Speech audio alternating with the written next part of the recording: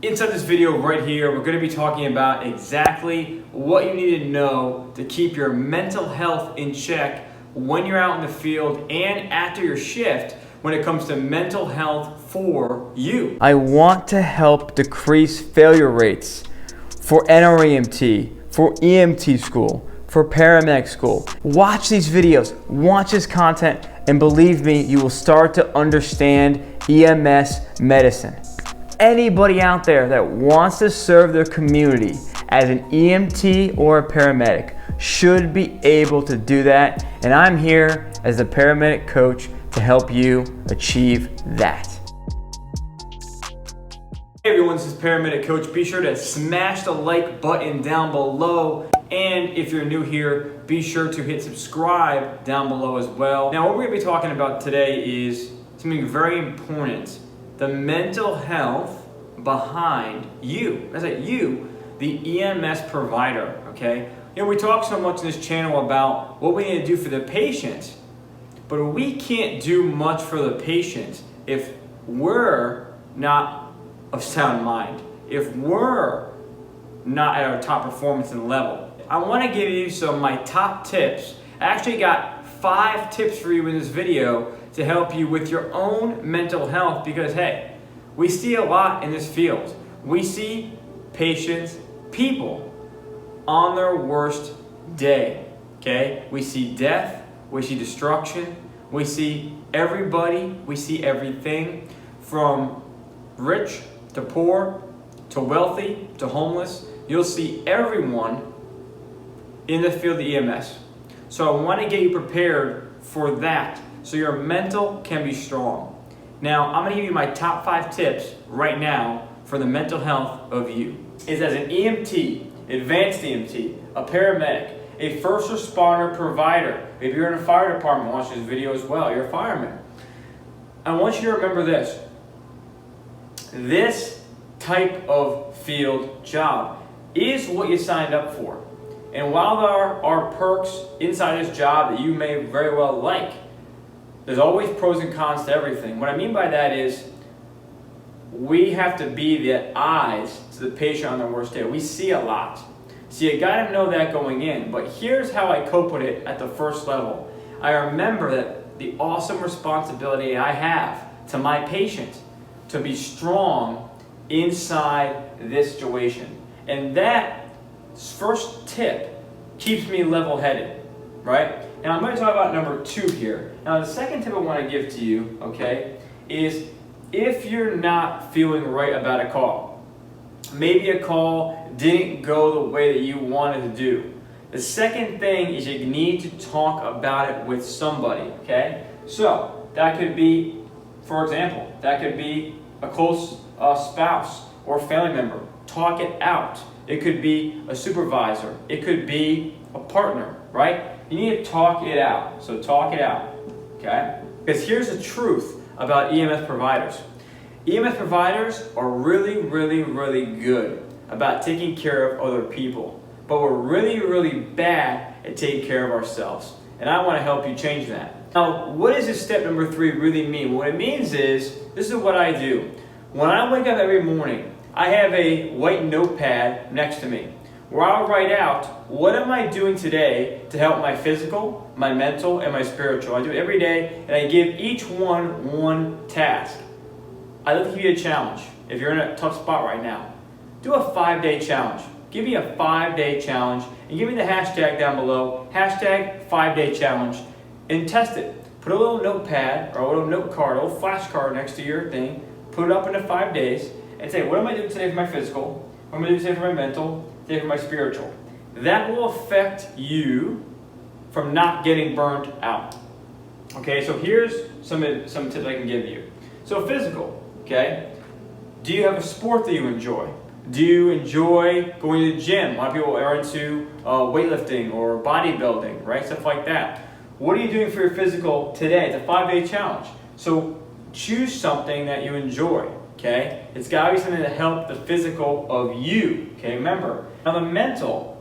Okay? So when we talk about mental, the first thing that comes to my mind is very simple. Now some people may call it meditating. You can call it meditating. I'm going to make it different in your mind because you're just starting this journey. The mental, what it is, you need, and let me ask you a question. When's the last time you actually gave yourself 10 minutes, hell, even 5 minutes of you sitting on the floor, lights off, eyes open, no phone, no distractions? Tell me when the last time that was, and you just focused on your breathing. That's it. Just give yourself 5-10 minutes a day to do that. Take care of the mental. Okay? Clear the mind. Now, spiritual is up to you. Some people might say, I'm a runner. For me, running to me is almost spiritual when I'm out there on a long run. Okay? Maybe for you, it's religion, right? Maybe for you, it's in a traditional sense. Maybe it's something else. What's spiritual to you? I can't say. But fill that in with something that you believe is spiritual to you. Okay, whatever it may be. Maybe it's yoga. I'm not sure. I'm not in your body, not in your mind. But that's number 3. We help ourselves not get burnt out and stay strong mentally. Because what this all has to do with is if we believe confidently in ourselves, okay, and we're like, wow, we have an awesome responsibility here. I have to get up and meet this challenge no matter what is in front of me, and I'm gonna not let it affect me. But if it does affect me, because I'm human, I'm gonna talk it out and not keep it in. And then to make sure that we are taking care of ourselves, we're gonna do the physical, the mental, and the spiritual on a 5-day challenge. Damn, we're in a good spot. So number 4 is pretty simple, but it makes a lot of sense. Are you currently that type of person who maybe is disorganized, running late to work? They always feel like you just feel like you're always behind on everything, and you're chasing and chasing. It doesn't need to be that way. I want to do a click in your brain right now for you to change your lifestyle and habits to be the most organized person that you know. That means you show up to shift sharply dressed to the T. You show up to work 15, 20 minutes early. You start doing the good habits that you should be doing and being the best example you can be. That brings positive energy into work. So when you're hit with a negative energy, it's not as fierce.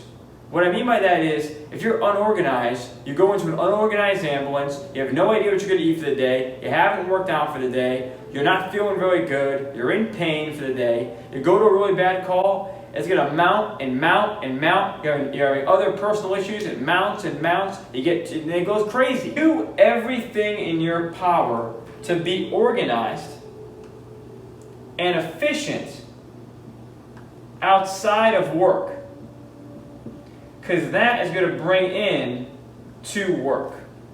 And number 5 is about finding an activity that you love to do. What I mean by that is you want to find that sweet spot, that activity, that sport, that event, that action. What do you do when you need a break? Okay? Now, I call it taking a mental holiday, a mental break. What I mean by that is if you have chaos going on, sometimes putting in more isn't good. So maybe if I don't take that one overtime shift, maybe if I don't do that one more video, see how I'm going here, guys? Maybe I say, okay, you know what? I'm feeling a little burnt out here, and I recognize it. I say, okay, hey, give yourself a break. Take an hour, take 2 hours, and do something you really love to do you haven't done in a while. Hey everyone, I really hope you enjoyed that powerful video about mental health for the EMS provider. Now, if you're new to EMS and you're preparing for school, if you're in school, or if you're studying for national registry exam at EMT, advanced EMT, or paramedic levels, I want to share to you about my program that I have. It's called the NREMT Accelerator Plus the Paramedic Coach Program. The link is down in the description down below. You can check that out there. The program includes 160 plus video and audio lessons, plus a private Facebook community where you can ask me questions directly while you're studying, getting ready for school, in school, or getting ready for NREMT. And guess what? You get lifetime access to the program. Oh, like everything that you were saying was just connecting all these all these, links inside my brain. And I just knew right then and there, I have to have this program. I have to have all the information that he's willing to give. I need all of it. I went through it. I spent the time and money in other areas, and I'm just going to let you guys know that this was everything I was searching for the whole time. The first couple of videos I watched, when I noticed it, I just immediately started connecting dots on some of these things I didn't have grasp. Went on there, then I continued reviewing, and I did it for about a month, and it helped a lot. Like I said, even after school, and I took that test one time, and I passed it. Your particular program, you have your students engaging, and you have your students discussing, and you have your students actually using your products. And I'm seeing time and time again students that are coming in and announcing their new certification with National Registry. Results, obviously passing the exam, doing it pretty quickly, 70 questions in about an hour. Well, you definitely are like how your videos are. Like, I wasn't sure how it was going to be, but you are how your videos are. So that was awesome. So people who are getting ready for paramedic school, or if you're getting ready to go in the Navy as a corpsman or as an Army medic, you got to prepare yourself. Evan, I know you got a program that helps people prepare that way. So bottom line is, guys, you don't ever want to hear something for the first time with a bunch of other students. So if you're in a competitive learning environment, you don't want to hear about AFib for the first time where everybody else, you want to have an understanding of it before you walk in the room. From 120 questions, passing 2 sections, near passing 1, and then I think 2 below passing, to 70 questions passing completely. $7,000 for school plus everything else that you put into it all the time, and all the time off work and family and everything. It's to see people fail and fail and fail and then just quit, which I know a couple people who have. I tend to say, it doesn't hurt to have somebody right there to talk to, send a question. Anytime I get the chance, I would gladly offer or advise them to sign up for you and your paramedic coach. It's truly helpful and amazing at what you do. I want to help decrease failure rates for NREMT, for EMT school, for paramedic school. Watch these videos, watch this content, and believe me, you will start to understand EMS medicine. Anybody out there that wants to serve their community as an EMT or a paramedic should be able to do that, and I'm here as the paramedic coach to help you achieve that.